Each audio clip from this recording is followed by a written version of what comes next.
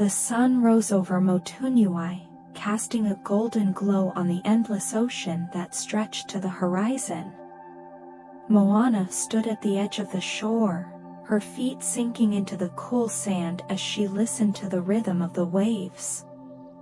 The ocean had always spoken to her, but today, its voice felt different, urgent, as if calling her toward a new journey. Her peaceful moment was interrupted by Pua nudging her leg and Hei pecking at a shiny shell. Moana chuckled, scooping up the clueless rooster. "All right, Hei, what's caught your attention this time?" Before she could investigate further, a ripple in the water caught her eye. The ocean formed a small wave, and from its crest emerged a delicate conch shell glowing faintly with a silvery light. Moana knelt to pick it up, holding the shell to her ear. A haunting melody played, a song unlike any she'd ever heard. It was beautiful but laced with sorrow, and its final notes whispered a name, Te Wheta Moana. Confused yet intrigued, Moana took the shell to her grandmother's old hut, where the village elders now stored stories and relics of their ancestors. Among the ancient scrolls, she found mention of Te Wheta Moana, the eternal sea star, a mythical being said to guard a lost artifact, the Heart of Tides. According to legend, the Heart of Tides controlled the balance of the ocean's currents. Without it, the seas could grow wild, consuming islands and wiping away entire civilizations. The artifact had been lost to time, its guardian forgotten. Just as Moana pieced together the legend, a sudden tremor shook the village. The ocean surged unnaturally, waves crashing violently against the shore. The calm waters that had sustained her people for generations now turned against them. "I have to find the Heart of Tides," Moana declared, her voice steady. "It's the only way to save Motunui." With determination in her eyes, she prepared her canoe, calling on her companions, Maui, the demigod with his magical fishhook, and the ocean itself, her ever-faithful ally. Together, they would set sail to uncover the truth behind the eternal sea star and restore balance to the waters. The journey began under a moonlit sky. Maui, begrudgingly agreeing to join Moana once more, teased her as he carved a new design into his fishhook. "So, we're chasing another shiny rock? What is it with you and magical stones?" he joked. Moana rolled her eyes. "It's not just a rock, Maui. The Heart of Tides is the ocean's lifeblood. If it's not restored, the seas will destroy everything."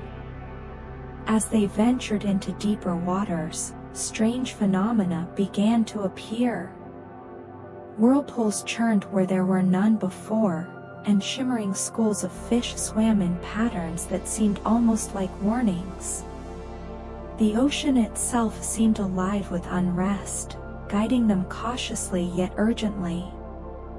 Their first challenge arose when a massive, glowing eel-like creature blocked their path near a coral reef. Its translucent body pulsed with bioluminescent patterns, and its eyes glowed with a fierce intelligence. "Let me guess," Maui said, raising his fishhook. "This thing's guarding something important." The creature lunged, forcing the duo into action. Moana used her canoe's agility to distract it, steering through the reef with precision, while Maui engaged it head-on, transforming into a shark to match its speed underwater. After an intense battle, Moana noticed the creature hesitated whenever the conch shell she carried emitted its song. Using the melody, she calmed the guardian, which eventually retreated into the depths, leaving behind a shimmering pearl. Tails wagging with excitement, Hey pecked at the pearl as Moana held it up. Engraved on its surface was a map, a path leading to the abyss of stars, where Te Whete Moana was said to reside. The abyss of stars lay beyond the horizon, where the sky and sea seemed to merge. As they approached, the water grew eerily still, and the stars reflected perfectly on the surface, creating the illusion of sailing through the heavens. "It's beautiful," Moana whispered, awestruck. Maui, ever the skeptic, frowned.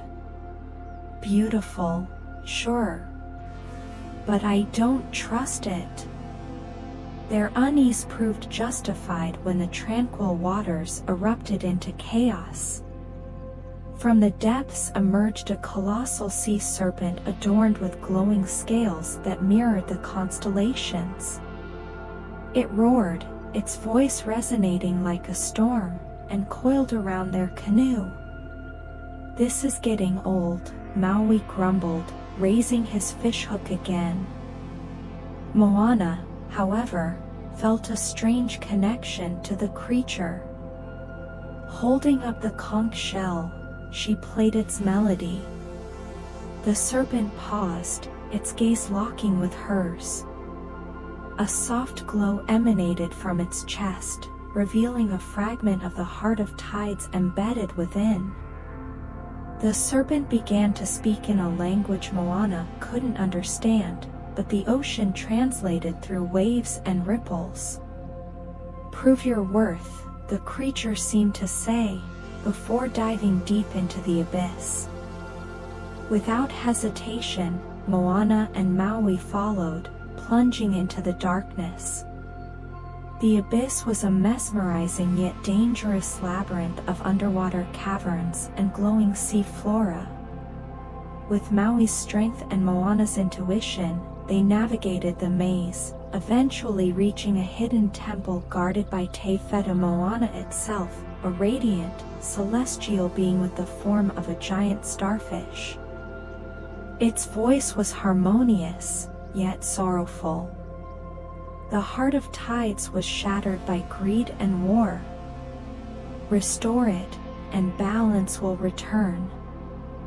Fail, and the oceans shall rage forever." Te Whete Moana challenged them with riddles and trials, testing their resolve and unity. Together, Moana and Maui succeeded, proving their bond with the ocean and each other. The celestial guardian revealed the final fragment of the heart, its glow merging with the pearl and the shard from the serpent. With the heart of tides nearly whole, Moana and Maui began their ascent from the abyss of stars. The ocean, which had once guided them so faithfully, now seemed agitated, churning and shifting unpredictably. Moana tightened her grip on the conch shell, which continued to hum with the melody that connected her to the sea. "I don't like this," Maui muttered, glancing around. "It feels like we're being watched." He was right. As they surfaced, a shadow passed over them, a massive ship crafted from bones and coral, manned by spectral sailors. At its helm stood the dread Captain Vaika, an infamous figure from ancient seafaring tales. Vaika's ghostly crew had been cursed to roam the ocean forever after attempting to steal the heart of tides generations ago. "Return what belongs to the sea," Vaika bellowed, his voice echoing across the waves. Moana tried to reason with him, explaining their mission to restore balance, but Vaika would not listen. "The heart belongs to me," he roared, commanding his spectral crew to attack. A fierce battle ensued on the open ocean. Maui transformed into a giant hawk to fend off Vaika's flying minions, while Moana used her agility and sharp mind to outmaneuver the ghostly ship. But the tide seemed to turn against them as the cursed captain summoned a storm, trapping them in a whirlpool of shadow and lightning. Drawing upon her connection to the ocean, Moana played the melody on the conch shell, calling for aid. The ocean responded, summoning glowing creatures of the deep to push Vaika's ship back. Seizing the moment, Maui hurled his fishhook, shattering Vaika's helm and breaking the curse that bound him. The spectral crew vanished, and the storm subsided, leaving the sea eerily calm. Despite their victory, the ocean itself seemed to grow restless. The heart of tides, now fully restored, pulsed with an intensity that Moana had never felt before. Tides rose unnaturally, and whirlpools began to form around them. "Maui," Moana said, her voice trembling, "the ocean, it's testing us." The demigod frowned. Testing us? Or blaming us? The heart's power had awakened something ancient and primal within the sea itself. A voice, deep and resonant, filled the air. It was the voice of Te Moana, the spirit of the ocean, who had once created the heart of tides to bring balance but had been angered by humanity's greed.